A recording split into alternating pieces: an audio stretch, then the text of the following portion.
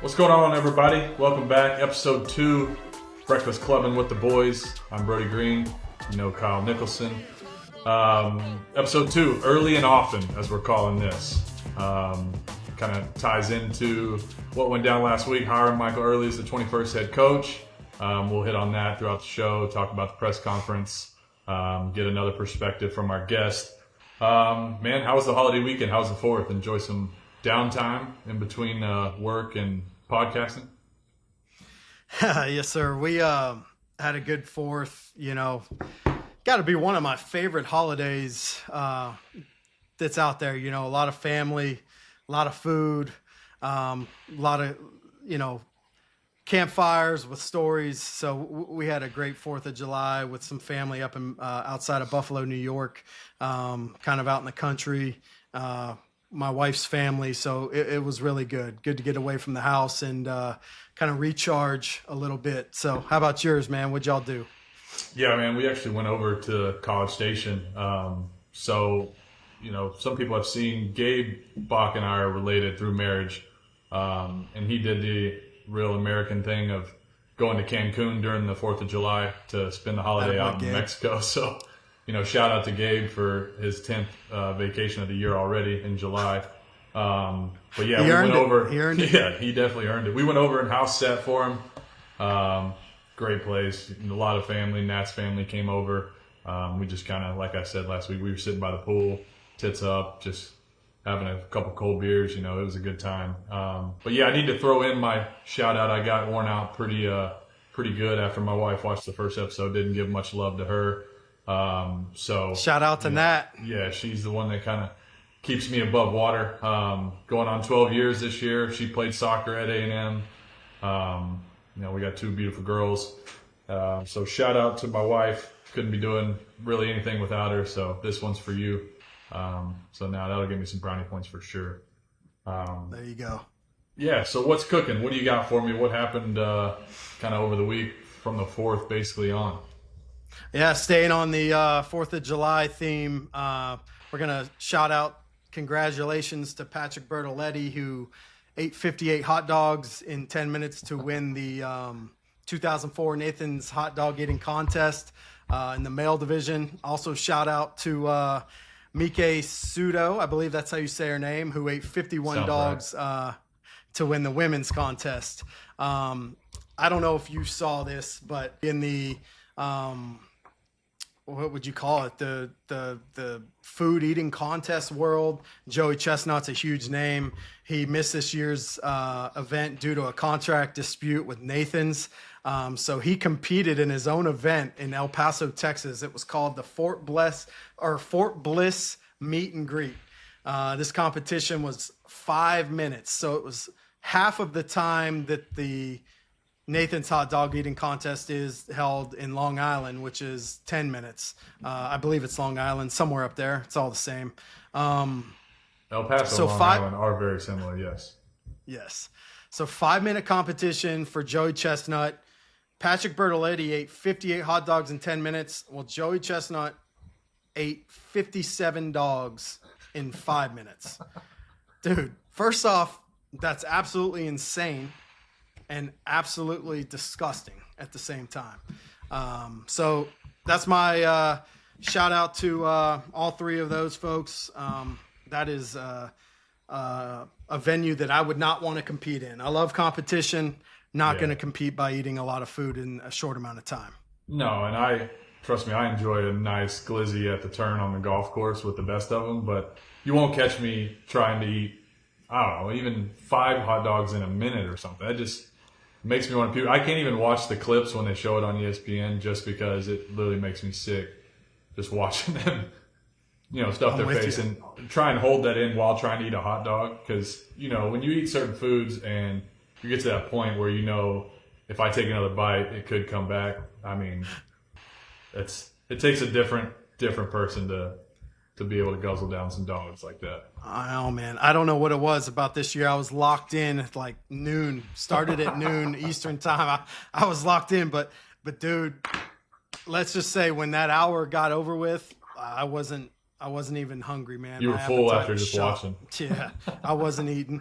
That was that was not something I really wanted to see. But hey, shout out to those guys because they do things that a lot of people wouldn't do, and that's usually what champions are. They do things that ordinary people aren't willing to do. So what else you got, Green? Yeah, big shout out to my boy Chad Sherman. We grew up together, played high school ball together. He spent a year down in College Station A&M before having some injury issues, but just got the head job at Bullard High School. I'm sure everybody knows where Bullard is now. It's on the map. Real big program. Some real good players that have come out of there. I won't name all of them, but Hagen Smith comes to mind. So I know the people in the community there are pretty pumped for him to come on, shout yourself out, Brody Green. Start the head coaching job at Bullard High School. So Panther Pride, shout out Sherm. Over the weekend, Jose Miranda with the Twins. My dad was in town for his birthday from Minneapolis, talking Twins baseball. We were talking about this earlier. Really had no idea this was even going on. Guys getting hits every day, but to string together 12 in a row to tie the MLB record, which is pretty crazy in itself to have 5 guys at 12 consecutive at-bats with a hit. Pretty crazy stuff. Shout out Jose Miranda. The guy's cooking right now. Also, they took 2 or 3 from the Astros over the weekend to help the Rangers out a little bit. So that was a big weekend for the Twins, for Jose Miranda, and for the Rangers. Yeah, that's awesome. That's super impressive right there. As any hitter that's ever stepped into a box competitively, that's not easy. That is not easy. I mean, the baseball had to look massive to him in those 12 events. No doubt. That's super impressive. It's amazing how those stats kind of get. I mean, they're not hard to find in the baseball world, but a lot of people don't hear about them. I mean, Minnesota I would consider a small market. Pittsburgh, small market. I mean, Brian Reynolds just ended a 25-game hit streak, which was one of the longest in Major League Baseball in quite some time. So just stats like that just kind of go by the wayside with these teams that nobody really cares about. Hey, staying in on what's cooking, I got a shout out and congrats to former Texas A&M baseball player Ross Stripling, who was inducted into the 2024 Hall of Fame class for Texas A&M this week. Congrats to Strip. I mean, obviously a human being first and foremost, but a great baseball player on top of that, who's actually still pitching in the big leagues today with the Oakland A's. I got to see Strip, got to catch up with him last summer when the San Francisco Giants came to Pittsburgh. So he's still doing great and, having a great career. But also on that note, just want to shout out Alex Caruso. He also was a part of the great class of Hall of Famers that were inducted this weekend. But Alex was a local guy, A&M Consolidated High School, same high school that I went to. And, Alex grew up in the Texas A&M community. I know his dad worked for Texas A&M, and Alex was also a ball boy growing up for the Texas A&M basketball team. So for him to end up in the Hall of Fame in Texas A&M is pretty special. So shout out Alex Caruso. Both of those stories are incredible. Just come from I know Caruso was a College Station local. Strip played at South Lake Carroll in high school, but if I'm not mistaken, he came to A&M as a preferred walk-on. Was that kind of? He did. He's obviously a genius away from the field. He's got things his hand and everything business-wise, but comes over as a preferred walk-on. Just an absolute freak of an athlete. I think. Yeah, he was a great pitcher, but I think he was a better athlete than he was just a pitcher. So, for him, that's an exciting time. Caruso, like we talked about, he's a dog. That guy, you don't see many guys come out of A&M basketball-wise and have the careers that he's had. So that's super exciting to see. Big shout-out to him. No doubt. So, we put it out there, a preview of kind of the episode. We do have a guest. I think it's time we get going. So, joining us now, a guy that kind of exemplifies pretty much everything A&M, a guy that took me under his wing as a senior. We both played second base. He kind of showed me the way in my first year. Really needs no introduction. Parker's number one, the chant from the crowd. So, ladies and gentlemen, Texas A&M baseball legend, cancer survivor, father of 10, Parker Dalton. Well, all right, What's P. up, Diddy. guys? P. Diddy. Hey, What's where are you up, at Park? right now? Man, I am sitting in a hurricane in Houston, Texas. Shout out to HEB Wi-Fi getting us connected. Hey, I That's gotta go back crazy. to one thing. I gotta go back to one thing real quick. Can you imagine doing a breakfast club on 58 dogs? No Dude, way.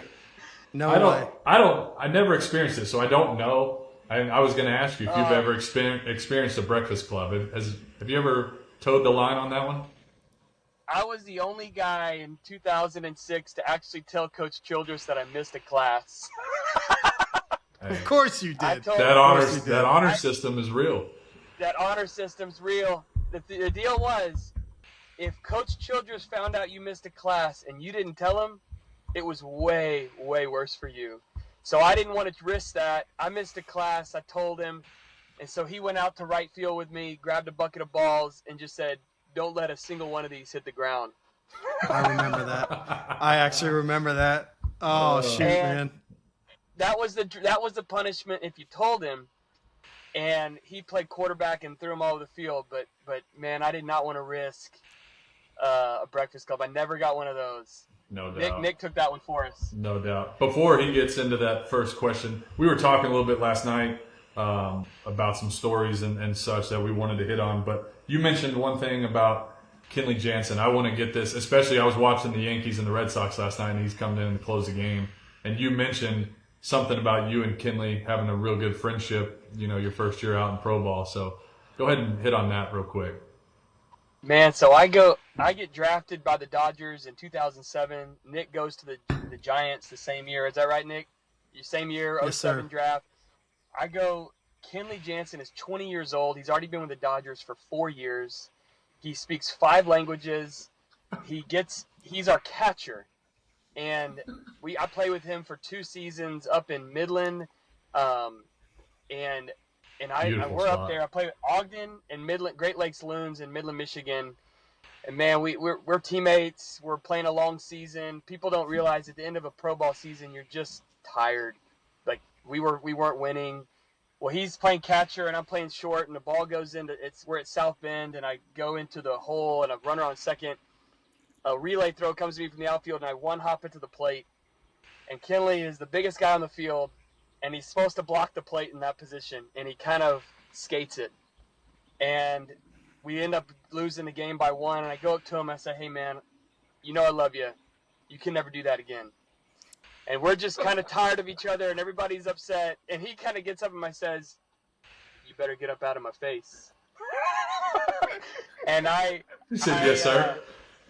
I told him, I called him, I challenged his manhood in so many words. And Danny Darwin is our pitching coach at the time, and he's from Texas, and he pitched for the Astros. He pitched for like 20 years, so he loved me, loved the way I played, and he backed me up. And we had a little tussle in the dugout there, and Nick and I know all about that.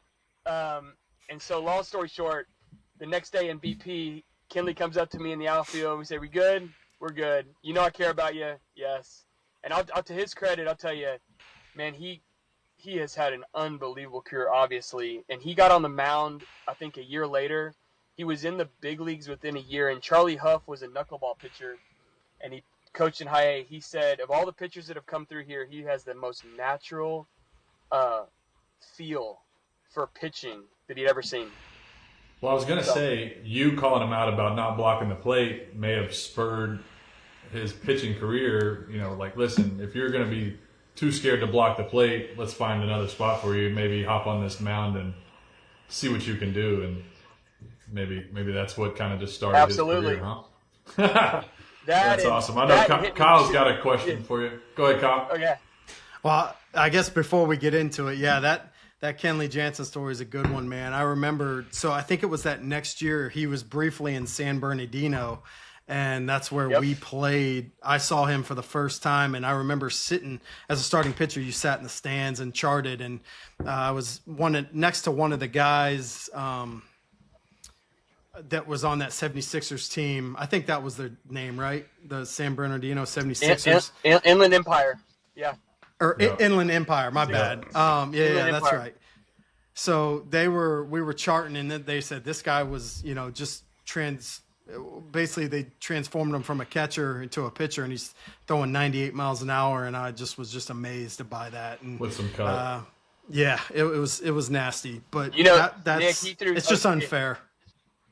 Oh, he threw. What was my favorite thing was he would throw down in between innings from his knees for about a 95 to second base.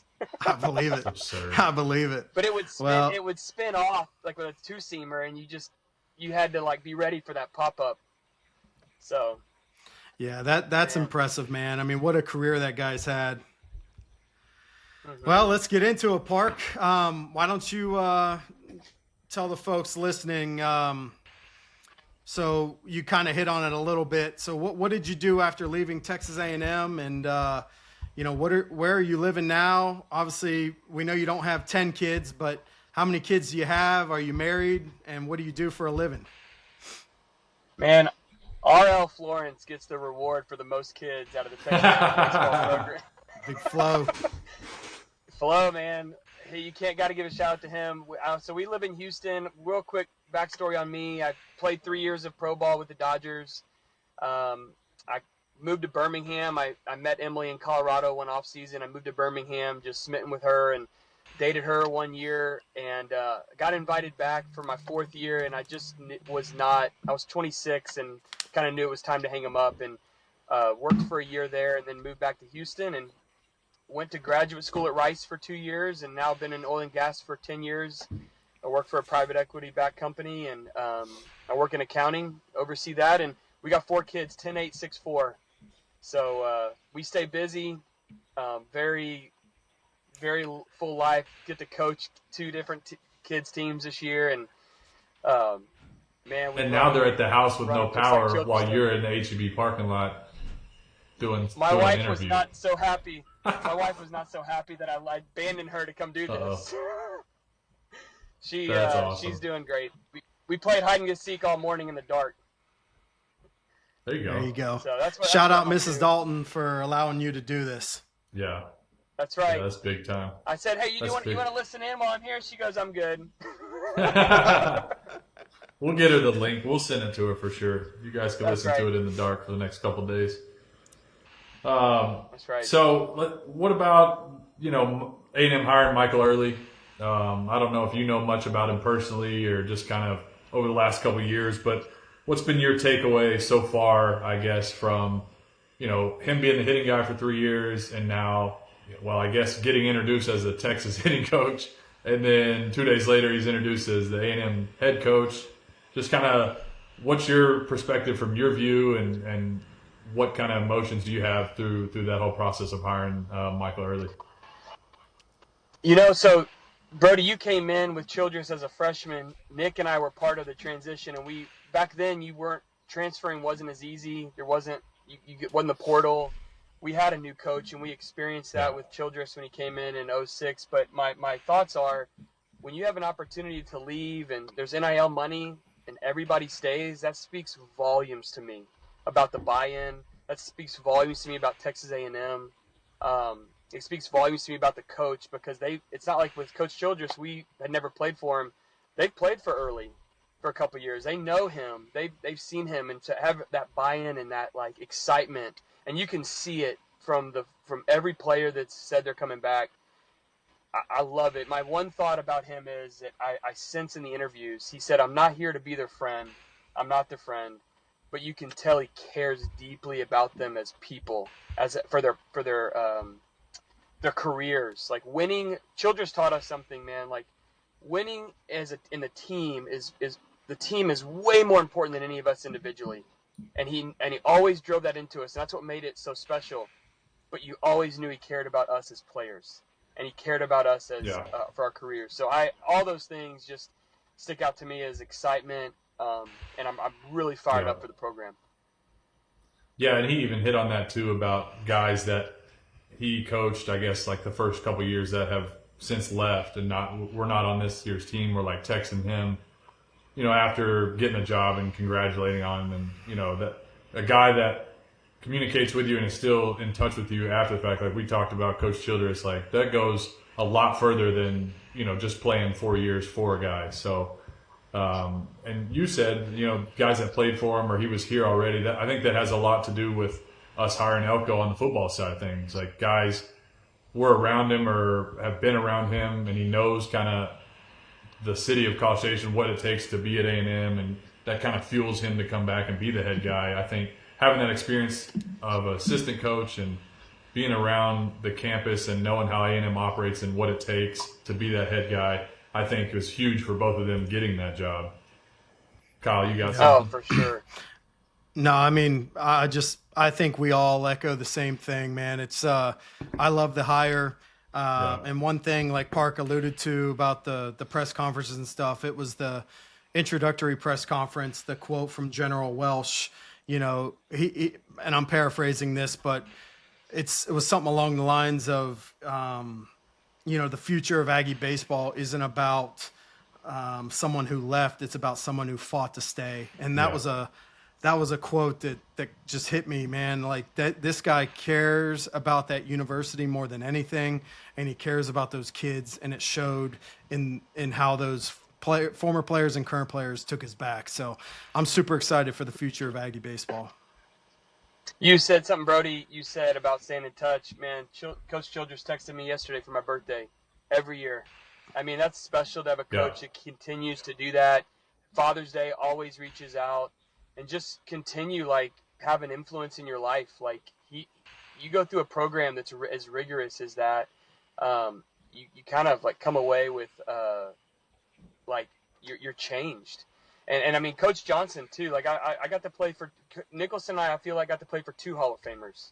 And those were both special coaches. And even Coach Childress and Coach Johnson's relationship today speaks to their character and their love and respect for each other in our program. So it's a neat thing. Yeah. Come on, That's HEB awesome, man. Wi-Fi. Come on, HEB Wi-Fi. Stay with us. Shout out to Parker Dalton. Happy birthday, kid. I didn't know you were 45. Jeez. Man, can y'all hear me, Brody? Yeah, we got you. Yeah, we got you. Okay, man, when Brody came in as a freshman, I want to say this story. I don't know if you remember this. Brody played my position. He was second base.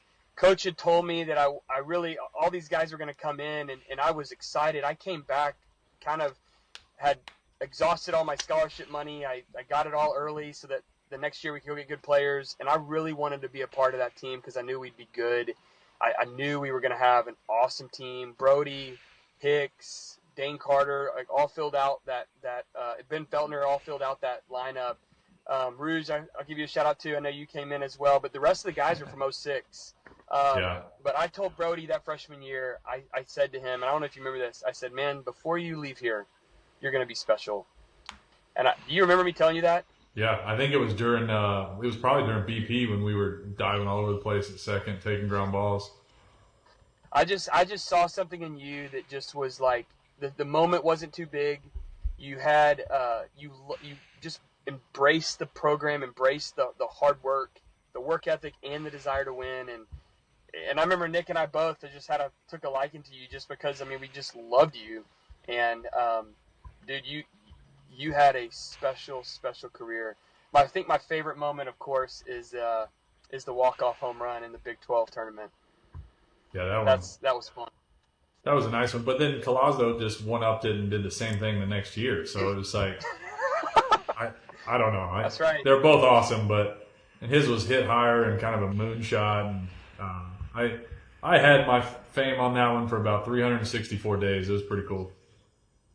I mean, I tell you that when we started in the fall of your freshman year with the Farmers, I knew that you were a winner. Oh, speaking of fall of 06, let's go back to the fall of 06. So, well, what you got a story before that? No, I was just gonna get us back on track here. Yeah, that's what I'm going. I'm going to go to this one, and then you take the next question. Since he hit fall of 06. So fall of 06, Fall World Series. I can't really remember what specifically happened, but take us through both benches clearing and having just a flat-out brawl basically in the middle of the Fall World Series. And I think the game ended right there, and we just called it, right? But Well, rumor has it that it was all something that you started. So you go ahead and lay it out for us. So the quick backstory is it's the fall of 06. We just had the worst season ever the year before, went 25-30. Ended the season with a pass ball at second base. The guy scored from second base to run ruleless at Kansas. Had our team meeting in the right field. It was awful. Coach Childress with a quote of the year to end the season that I'll refrain from saying. But so the point is as he starts that next fall, winning had to matter to the point where it meant something to you. And if it meant something to you, you do whatever it took to win. And so when Coach Childress split us up into 3 teams, the Farmers, the Plowboys, and the Roughnecks. And Kyle, I think you were a Roughneck. I was a Plowboy. Plowboy, okay, Plowboy. So we get to the Fall World Series. We practiced to get separate. We lift weights separate. We competed all fall in running. We did 6 a.m.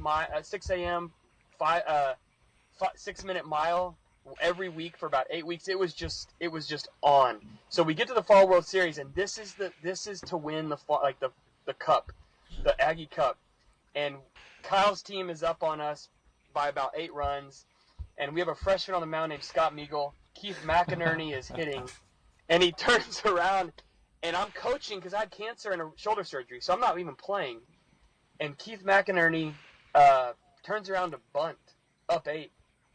And I scream from the dugout to Scott Meagle, shoulder blades. And Nicholson is coaching third because he's pitching, because we all split up to coach our teams. Yeah. And Nicholson hears me, and Meagle, whether he couldn't handle the moment or it was too big, but he threw behind McInerney, and so I yelled out from the bench, "Do it again!" And Nicholson took offense to that, as he should, and looks over to me and says, "I heard that. Are you serious?" And I said, "Get in control of your team." And as the inning ends, he walks over to me, and he and I are staring, and Josh Stinson is standing right there. Nicholson grabs him, and it's all over. The next thing I know, we're all in the dugout.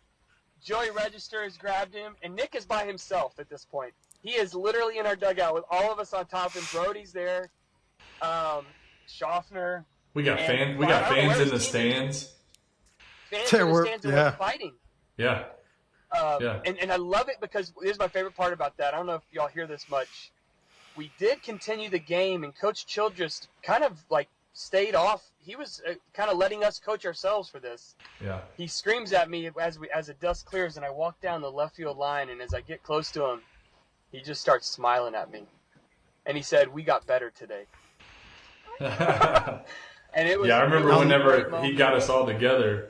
He got us all together after the fact and was like, we kind of had to wrangle it in for, we got people in the stands, but between everybody here, we absolutely love what just went down right there. So that was definitely one of the turning points of the entire program, honestly. That moment right there, just Nick, what was your perspective?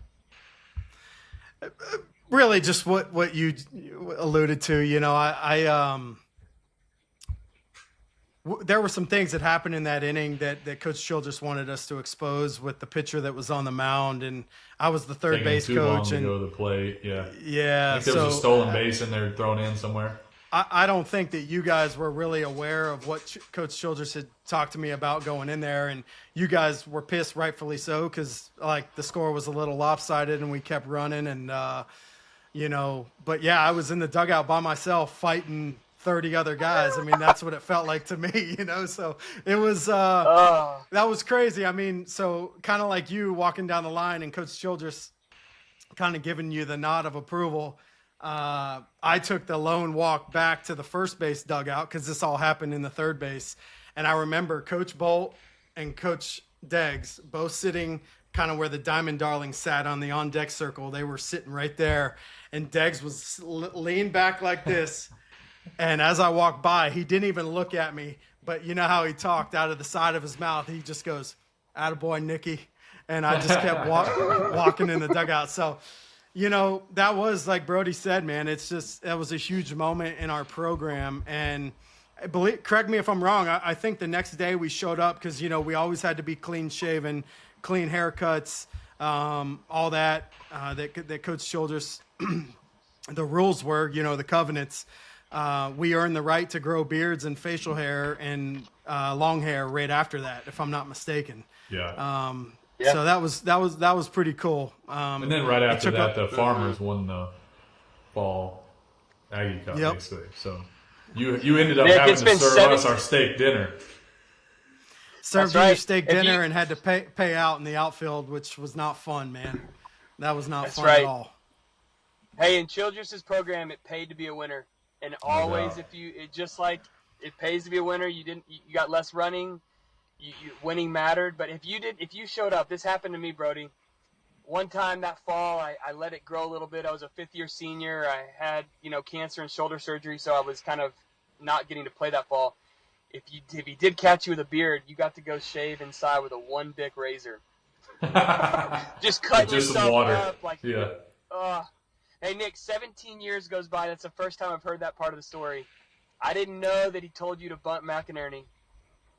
I thought he did that on his own. Well, the thing was I was trying to explain that to you while we were face to face, and then Josh Stinson came right in between us. I never really had the chance to explain. Fired you up more, yeah. Yeah, so that was not good. It was not. Just emotions were high, and it mattered. And you know what, man? Like I'll tell you what I loved. The genius about that is it carried over to the spring where you had 3 different teams come together with leaders and guys. I remember Hicks one time looked out into right field to challenge the manhood of one of our right fielders during a practice of like when the guys police the team, coaches have done their job. And that was a really special moment on that 07 team. And, man, of all the seasons that they had in it's Childress' 16 years at A&M, like I take a lot of pride being a part of the 07 team. Man, there was definitely some other really good ones, but I feel like that's a special one. Yeah, coming off 06 to have that season in 2007, we won 48 games and beat Oregon State. We beat Rice. We beat some top 5 teams in the country that year and beat Florida. It was a special year. Won the Big 12 tournament, which was the first time we ever got to dogpile, which was really, really special. And that was a special year and one that I'll never forget. Mm-hmm. Yeah, Parker, you were talking about having not playing much that fall with the shoulder and the cancer, and then you just come out in the spring and hit 350, 360. That just kind of rolled out of bed and that dominated the whole spring.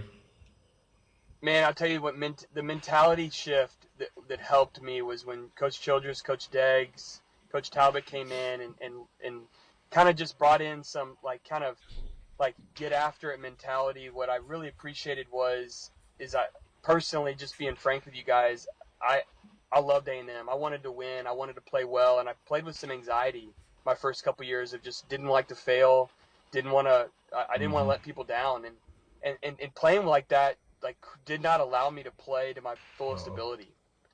And what changed my last year, Brody, was the mentality shifted to hey, I'm going to live in the moment. I'm not promised even to play tomorrow, but this moment, I'm gonna win this at bat. I'm gonna win this pitch. I'm gonna win this. My next faithful step is just to attack right now, and that kind of kept me moment to moment. At the time, God was doing a lot of stuff in my heart. I'd come off of cancer, and man, that was a whole experience that He did to kind of transform my life a little bit. And so, just coming into that spring, it was just no abandon. And Nick, you saw me on both sides to see. I think you noticed a difference in me playing with so much more freedom.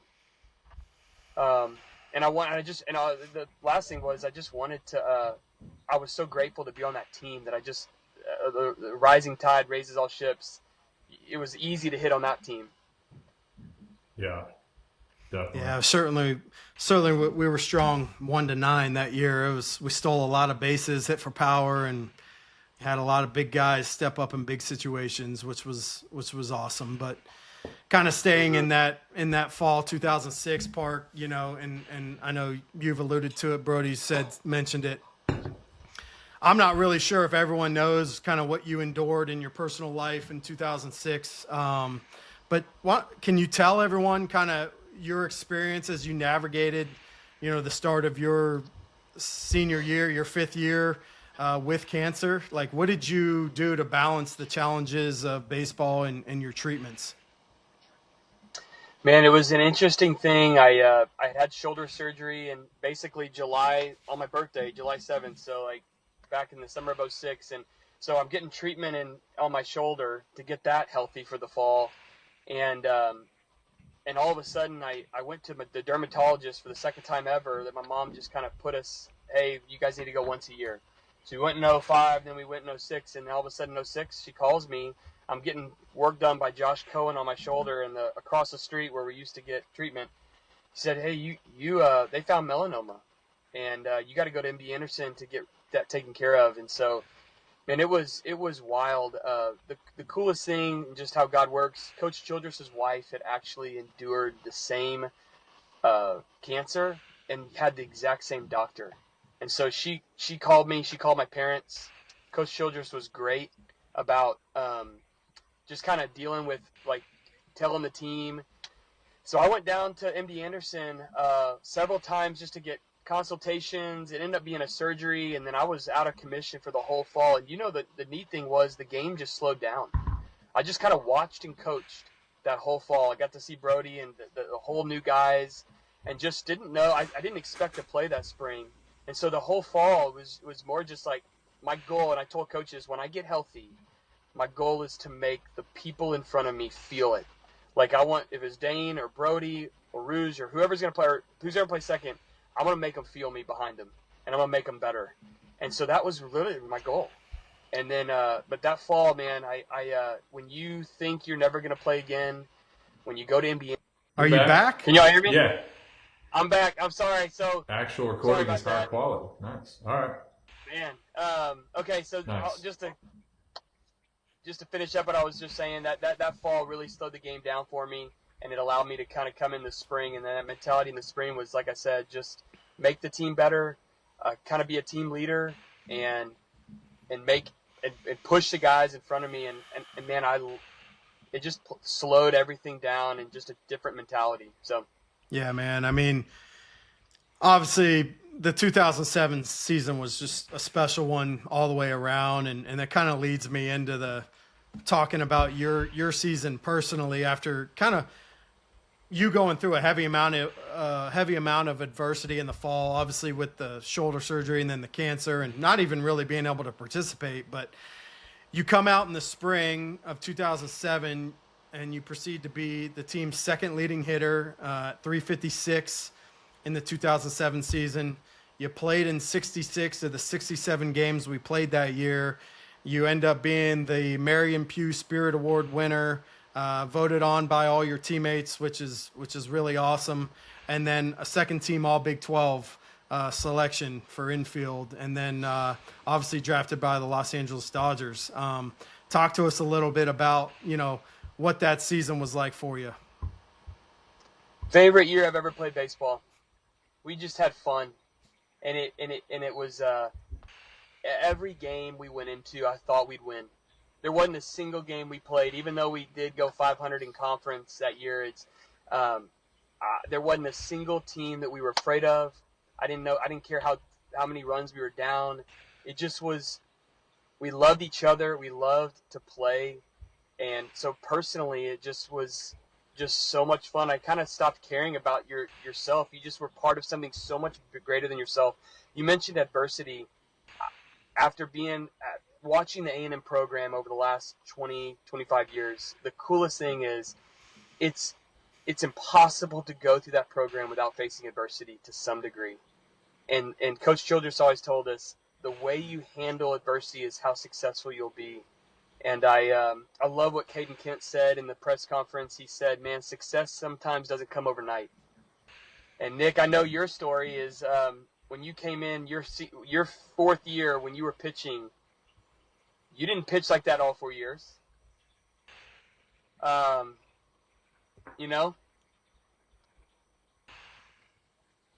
did you say? You cut out a little bit, Park. Oh, I just said did you hear me say about yeah, Caden we got Kent's you. quote? I just was saying you didn't pitch that way all 4 of your years. Oh my goodness. I think adversity is Grind it a on there. true adversity is a really true character maker on the baseball field. Every time he hits that punchline. Barrel's getting the Sorry, best of guys. us right now, man. Talk about some adversity right now. Parker's battling. He's battling right now. I will say this: the adversity for a player is a character maker, and I would just tell you, Nick, you, Brody, everybody Brody, you got hit in the face. Nick, you've been injured. Just both coming through a program where you kind of continue to fight, continue to not ever quit is something I've seen in so many players over the program the last 20 years. It's special. Yeah. Yep. The adversity is, I mean, as a player, as a coach, kind of experience both sides of it, you know, and it's ultimately the greatest measure of who you are as a person when you face adversity. I truly believe it. And, you know, I don't know if a lot of people know, obviously my teammates knew about kind of what I endured my senior year there. Towards the end, I was pitching without a UCL, you know, basically my last 3 or 4 starts, just kind of, you just did what you had to do. And I did it because I love my teammates, and if I had to do it all over again, I would do the same thing. And, you know, it's really comparable to the 2024 Texas A&M baseball team. I mean, you had very notable injuries, obviously, with Braden Montgomery going down in the regional, and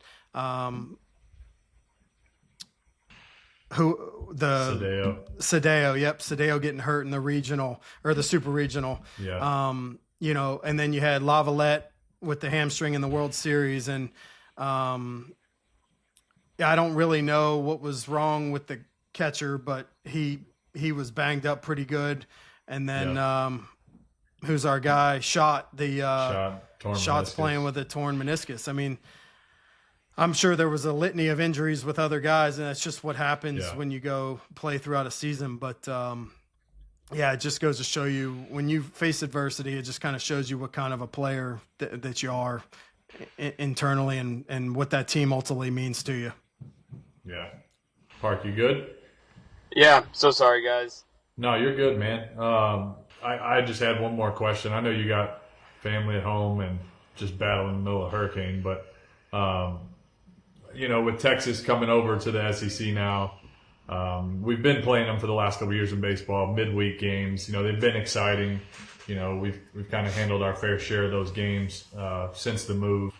But now that they're back and we're moving it to a weekend series, what kind of your emotions, what kind of your experience, you know, playing against Texas in your career?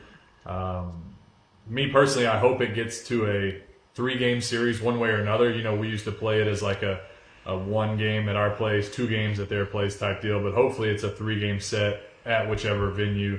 But kind of what's your experience? What are your emotions? What are you looking forward to most as they move over?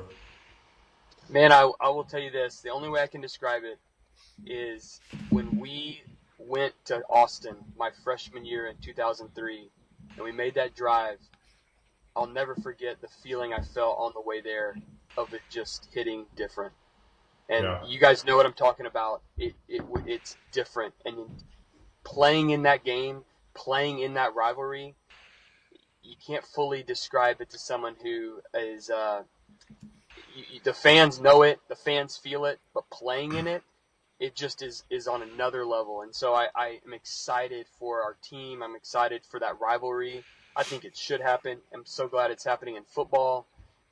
Across all sports, like there's something about this state that growing up when I was a kid, they played in everything. And so when we got finally to when I was a player there, I was like, I am playing in this rivalry that I've grown up watching.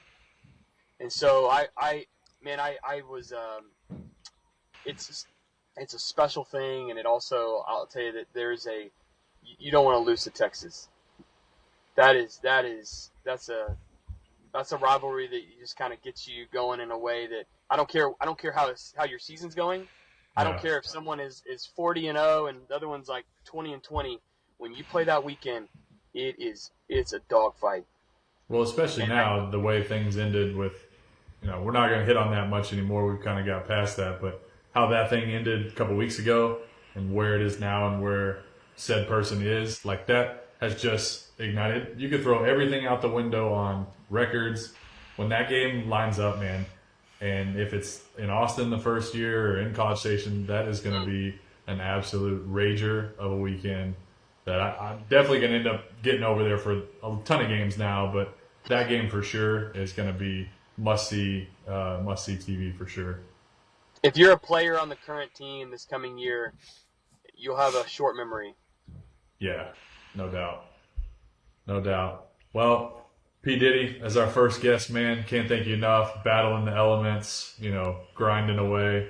But appreciate you joining us, man, and I'm sure we'll circle back and have you on another time. Thanks, guys. Take care. Thanks for having me on. Thanks, Park. Appreciate you being on and risking your life, kid. Get home to that family. That's right. Love you guys. See ya. See you, man. Right, Love you too, brother. Man. See you, man. Ladies and gentlemen, Parker Dalton. P. Diddy, man. That guy is one of a kind. I don't know if he's still stuck in here. He's just frozen. One of a kind is right, man. One of a kind is right. But he hit on it, man. Whenever I think it was during the spring, we were taking infield together during BP, and he was just talking me up and giving me kind of the confidence. Like, of course, you come in as a freshman in college, like you've got confidence, but then when you get there, it's like, oh shit, all these other guys are the exact same, if not better, and you've got to like bust your ass to play whatever position. But he was just that guy that kind of, I said it earlier, took me under his wing, but guided me kind of through the ins and outs, what to expect, how to go about your business. So I credit a lot to that freshman year to Parker. You could sit there and we could talk endless amount of time stories with him and just A&M as a whole. Really just a Aggie through and through, and obviously a good friend to both of us. But it's exciting for what we got coming up with baseball and stuff, and to be able to circle back and kind of hang out with him in the future. It's gonna be a lot of fun. No doubt, man. One of the greatest teammates I ever had. So love that guy, and pretty special to have him on as our first guest. So love rehashing these stories because there's hundreds to go around, that we could tell, and probably gonna end up telling a lot of them. So super excited to share with the people, what 2006 and 2007 was like for us as players. So, yeah, man. I guess wrapping it up, a couple guys last night. Bronny kind of hit on it throughout the day and evening yesterday about having some guys that committed, but wasn't getting announced yet. And I think it kind of came out last night. A couple pitchers, one from McLennan, one from Long Beach. Just some guys with some really good stuff, really good numbers that committed. I think there's a position player still. So, man, just what do you think of this first week under Mike and kind of how he's navigated? We kind of thought that with the players speaking out about hiring Mike, and we didn't really know if that was going to happen, but they obviously had a big voice in this. And once he got announced, we kind of expected majority of the guys to kind of come back, but then to add certain portal guys from there, some freshman guys that have kind of reassured their commitment, whether they show up on campus or not. Kind of, what's your take on the week that's been, I guess, his first full week as head coach? Yeah, man, I think it's, could it have gone better? I really don't know. I don't think so. Honestly, you lost some 25s, but it kind of looks like those are pitchers that have decided to follow Wiener there to Texas. So who knows about that? But might have to take a drink after that one. Oh shoot, man! But I get what you mean. Yeah, for Earley, the introductory press conference was fantastic. I loved everything that he said in it. He hired a really good staff. It looks like they've solidified their staff, which, that was probably a big reason why he did get the job too. He's added some really impact hitters from the portal. Really just retaining them from our roster. So that's huge. and I think there may be still one out there, hopefully. And then, like you just mentioned, man, he added some arms, got a couple JUCO arms, and then got the transfer from Long Beach State. So that's, some impact arms that are huge. And then this week coming up, we'll tell a lot about what 25's roster is going to look like with the Major League Baseball draft. So who can we retain from that draft with some of these 24 high school players that could fall there in the late first, early second round. So, yeah.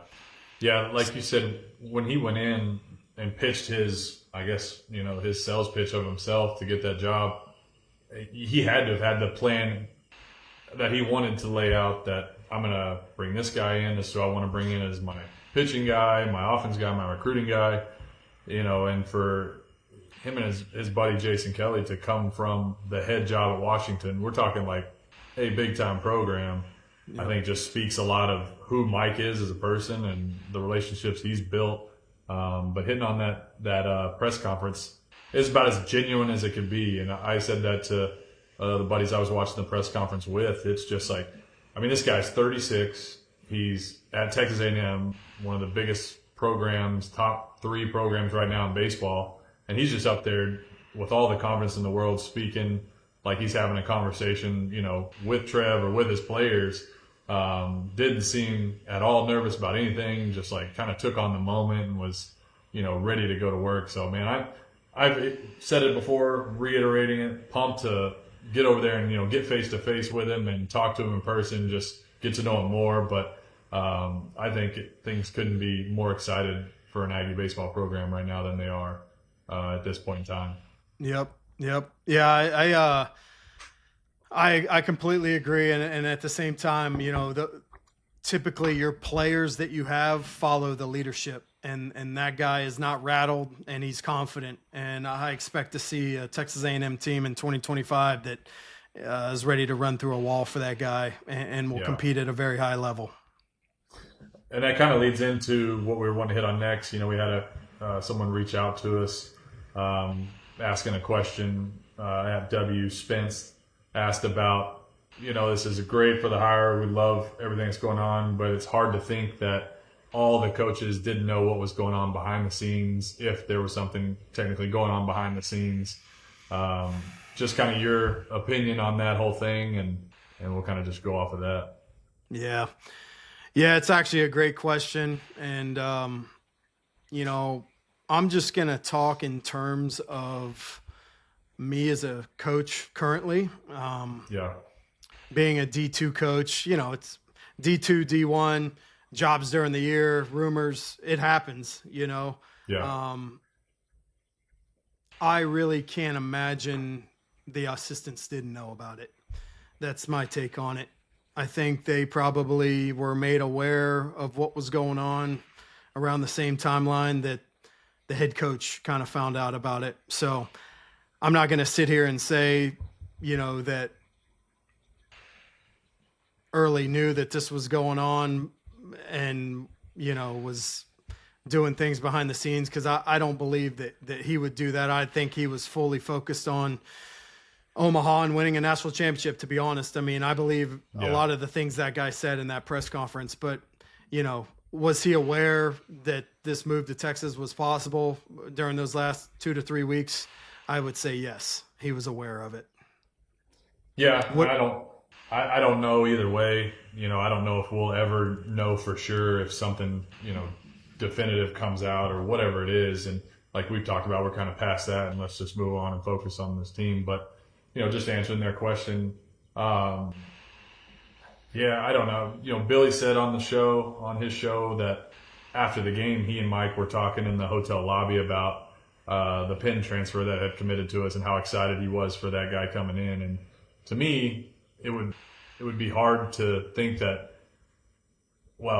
at the time he maybe had plans of going elsewhere and following the coach elsewhere, as opposed to staying and talking about what's coming next, So I don't really know. I don't know if we'll ever know.